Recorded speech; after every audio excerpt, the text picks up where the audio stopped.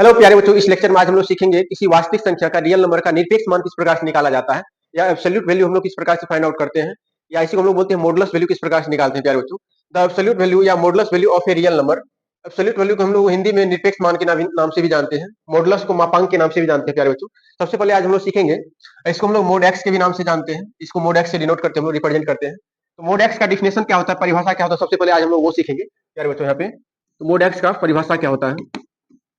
तो प्यारे बच्चों, यहाँ पे x हमारा रियल नंबर है, कोई भी वास्तविक संख्या है, x हमारा बिलोंग कर रहा है रियल नंबर को, x हमारा रियल नंबर है। तो x यदि हमारा धनात्मक होगा, पॉजिटिव होगा, पॉजिटिव रियल नंबर होगा, तो ये हमारा पॉजिटिव में ही बाहर निकलेगा। आपको ध्यान रखना होगा, x हमारा धनात्मक होना चाहिए, जीरो से बड़ा मतलब हमारा धनात्मक संख्या होता है। x यदि जीरो होगा, x का मान यदि जीरो होगा तो वो जीरो ही बाहर निकलेगा। प्यारे बच्चों, आपको पता होना चाहिए x का मान आपका जीरो के बराबर है। x का मान यदि ऋणात्मक है, x की जगह जो भी वैल्यू है आपका, जो भी रियल नंबर है, वो यदि ऋणात्मक है, उसमें एक ऋणात्मक और लगा के, एक निगेटिव और लगा के उसको हम लोग बाहर निकालते हैं। यहाँ पे कंडीशन है x हमारा क्या होना चाहिए, ऋणात्मक होना चाहिए। प्यारे बच्चों, आइए हम लोग कुछ एग्जांपल, ये हमारा डिफिनेशन है, x यदि धनात्मक है तो धनात्मक में ही बाहर निकलेगा, x का मान यदि जीरो है तो जीरो ही बाहर निकलेगा। प्यारे बच्चों, x का मान यदि ऋणात्मक में है, x यदि खुद ऋणात्मक में है, प्यारे बच्चों, जीरो से छोटा का मतलब ऋणात्मक होता है, तो एक ऋणात्मक और लगा के इसको हम लोग बाहर निकालते हैं। यहाँ पे हम लोग कुछ एग्जांपल करते हैं। प्यारे बच्चों, जैसे यहाँ देखिए, x का मान आज हमारा ऋणात्मक है, तो इसमें एक ऋणात्मक और हम लोग लगाएंगे, तो माइनस थ्री बाई क्या होगा यहाँ पे टू, जो कि क्या किसके बराबर होगा, माइनस माइनस प्लस हो जाएगा, यहाँ पे थ्री बाई टू के बराबर रिजल्ट देगा। प्यारे बच्चों, आज x हमारा धनात्मक है तो धनात्मक ही बाहर निकलता है, x का मान यदि धनात्मक होता है धनात्मक ही बाहर निकलता है, जीरो से बड़ा का मतलब धनात्मक होता है।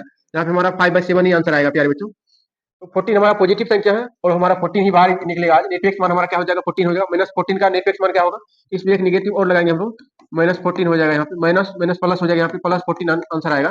किसी भी ऋणात्मक या धनात्मक संख्या का यदि हम लोग मॉडुलस वैल्यू निकालते हैं तो हमेशा वो पॉजिटिव में ही आंसर आता है। प्यारे बच्चों, तो जीरो का मॉडुलस वैल्यू क्या आता है, जीरो आता है।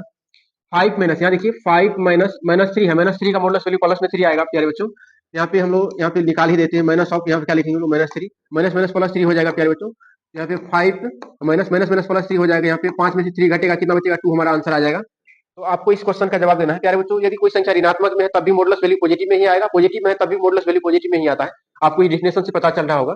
तब तक के लिए धन्यवाद। प्यारे बच्चों, इस क्वेश्चन का आंसर आप कमेंट में दीजिएगा।